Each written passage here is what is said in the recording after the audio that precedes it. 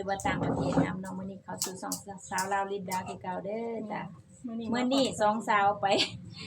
ปอันเอาเงินทุกคนไปเอาเงินอันที่ย่าเพิ่นฝากมาจากประเทศนอกแล้วทุกคนจากประเทศอเมริกาอะไรเพราะว่าย่าเพิ่นฝากมาน่ะเป็นเงินดอลนะเพิ่นฝากมา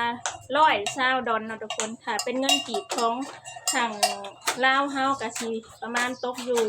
2,586,000กีบทุกคนเป็นเงินกีบเฮาเนาะก็ดีใจหลายเนาะทุกคนได้ซำนี้ก็ตั้งแต่สาวหญิงกับสาวลินเฮ็ดช่องมาก็ยังบ่ได้เคยได้ครั้งแรก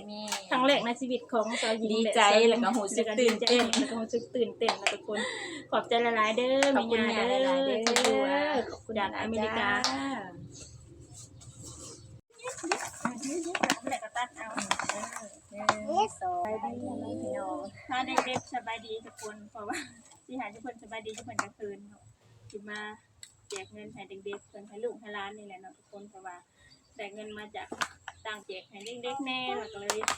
เพิ่นฝากมาเป็นเงินอยู่ดอน120ดอนทุกคน120ดอนอันถ้ายิ่งจะเตะเป็นเงินกีบเลยไปเตะเป็นเงินกีบได้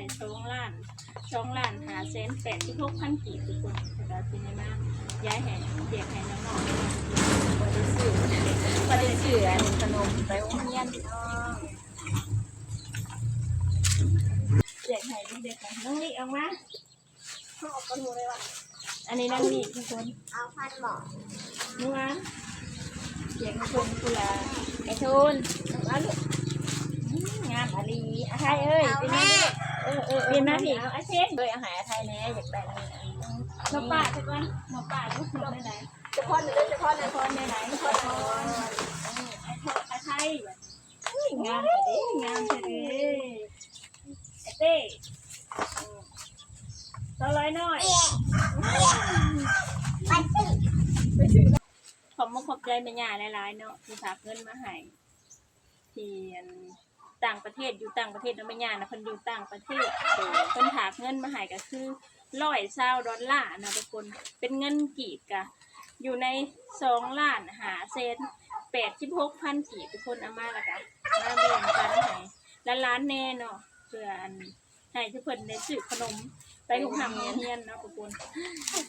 ขอบคุณแม่ย่าหลายๆเด้อขอบคุณหลายๆเด้อแม่ย่าเด้อน้องพี่น้องบ้านนี้แสดงขอตัวจบคลิปกันเด้อทุกคนบ้านพ่อแม่พี่น้องเป็นกำลังใจให้สองสาวหน่อยเด้อจากจะได้เม็ดคลิปต่อไปอีกถ้าผู้ใดมาคลิปนี้ก็อย่าลืมกดไลค์กดแชร์กดติดตามคอมเมนต์หรือว่ากดกระดิ่งเพื่อแจ้งเตือนที่หน้าทุกคน